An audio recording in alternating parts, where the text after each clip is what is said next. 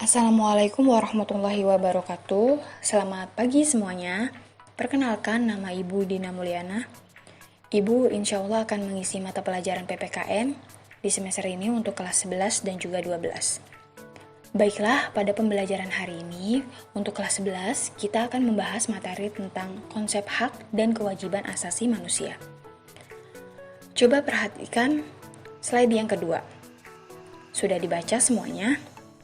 Nah, dari ketiga konsep tersebut, jika kalian menyimaknya dengan seksama, dapatlah dipahami bahwasannya pada diri manusia melekat tiga hal, yaitu hidup, kebebasan, dan juga kebahagiaan.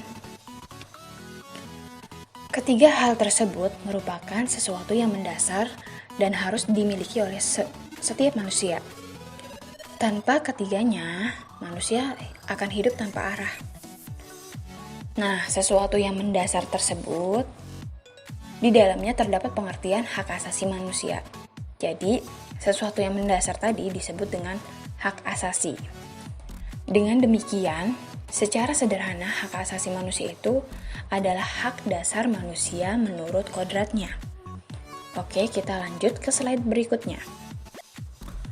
Di situ terdapat makna hak asasi manusia. Menurut Undang-Undang Republik Indonesia Nomor 39 Tahun 1999, hak asasi manusia adalah seperangkat hak yang melekat pada hakikat dan keberadaan manusia sebagai makhluk Tuhan yang Maha Esa dan merupakan anugerahnya yang wajib dihormati, dijunjung tinggi, dan dilindungi oleh negara, hukum, pemerintah, dan setiap orang demi kehormatan serta perlindungan harkat dan martabat manusia. Jan Matthiessen, anggota Komisi Hak Asasi Manusia Perserikatan Bangsa-Bangsa atau PBB, mengartikan hak asasi manusia sebagai hak-hak yang melekat dalam diri manusia, dan tanpa hak itu manusia tidak akan hidup sebagai manusia, tidak dapat hidup sebagai manusia. Nah, maknanya bahwasannya hak asasi manusia ini terkandung dua makna. Yang pertama, hak asasi manusia atau HAM, Ibu singkat HAM ya, merupakan hak alamiah yang melekat dalam diri setiap manusia sejak ia dilahirkan ke dunia. Apa sih hak alamiah itu? Hak alamiah itu adalah hak yang sesuai dengan kodrat manusia sebagai insan merdeka yang berakal budi dan berkeprimanusiaan. Jadi, kita semua ini memiliki HAM ya. Tidak ada seorang pun yang diperkenankan untuk merampas hak asasi manusia tersebut dari tangan pemiliknya. Namun, hak asasi manusia itu tidak bersifat mutlak atau seutuhnya, tanpa adanya pembatasan gitu. Karena batas hak asasi manusia seseorang itu adalah hak asasi manusia yang melekat pada orang lain gitu. Nah, yang kedua, itu HAM merupakan instrumen atau alat untuk menjaga harkat dan juga martabat manusia sesuai dengan kodrat kemanusiaan yang luhur. Oke, lanjut ke slide berikutnya. Ada ciri-ciri dari hak asasi manusia. Yang pertama, ada hakiki. Apa sih hakiki itu? Nah, hakiki itu artinya hak asasi dimiliki oleh semua manusia dan sudah dimiliki secara otomatis sejak kita lahir. Yang kedua, ada universal. Artinya, hak asasi manusia itu berlaku untuk semua orang tanpa memandang status, suku bangsa, gender, agama, atau usia, golongan gitu ya. Jadi ini untuk semuanya. Yang ketiga, yaitu tidak dapat dicabut atau bersifat tetap. Nah, artinya hak asasi manusia ini tidak bisa diserahkan kepada orang lain, atau dihilangkan, atau diambil oleh orang lain secara sepihak. Nah, karena hak asasi manusia ini akan selalu ada sejak kita lahir sampai meninggal dunia gitu. Nah, yang keempat ada tidak dapat dibagi atau utuh ya, bersifat utuh. Nah, artinya semua orang itu berhak mendapatkan semua hak. Jadi mendapatkan semua hak yang secara utuh seperti hak hidup, hak sipil, hak berpendidikan, hak politik. Nah, itu rata, semua orang pasti dapat. Nah, lanjut ke slide berikutnya, di makna kewajiban asasi manusia. Kalian perhatikan, ada gambar di situ, sudah kalian amati? Nah, sambil kalian amati, jadi di situ ada siswa dan juga masyarakat yang sedang bekerja sama, kerja bakti. Dan itu merupakan bentuk perwujudan dari kewajiban asasi manusia. Nah, dari kedua gambar tersebut memberikan gambaran bahwasannya selain kita mendapatkan hak nih, kita punya hak, setiap orang itu mempunyai kewajiban. Kalian tentunya mempunyai kewajiban sebagai seorang anak, bukan? Nih, misalnya kalian harus melaksanakan perintah orang tua, membantu membersihkan lingkungan rumah, ya. Terus, kalau misalnya sebagai pelajar, kalian dituntut untuk mematuhi tata tertib sekolah. Misalnya, melaksanakan kegiatan piket, upacara gitu. Terus, sebagai anggota masyarakat nih, kalian juga harus mematuhi norma-norma yang berlaku di masyarakat.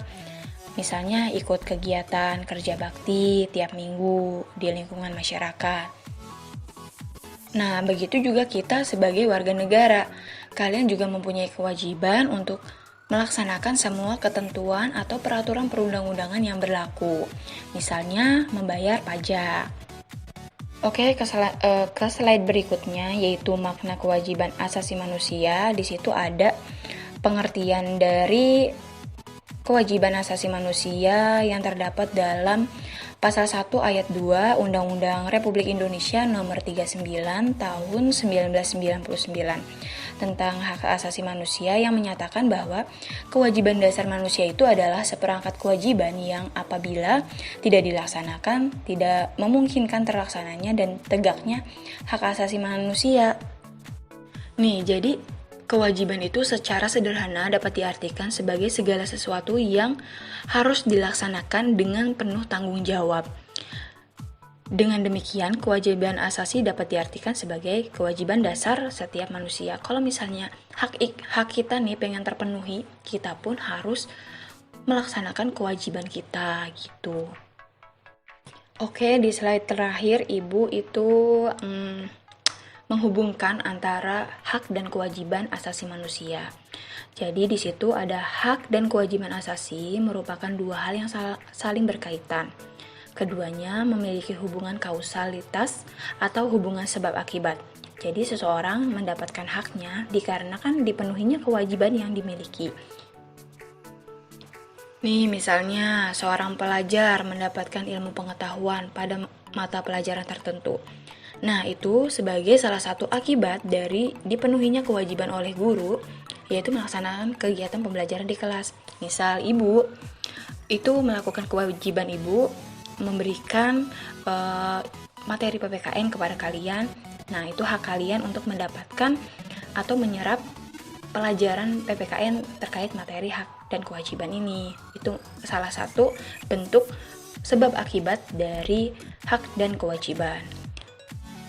Nah, kemudian hak dan kewajiban asasi juga tidak dapat dipisahkan, karena bagaimanapun dari kewajiban itulah akan muncul hak-hak dan sebaliknya.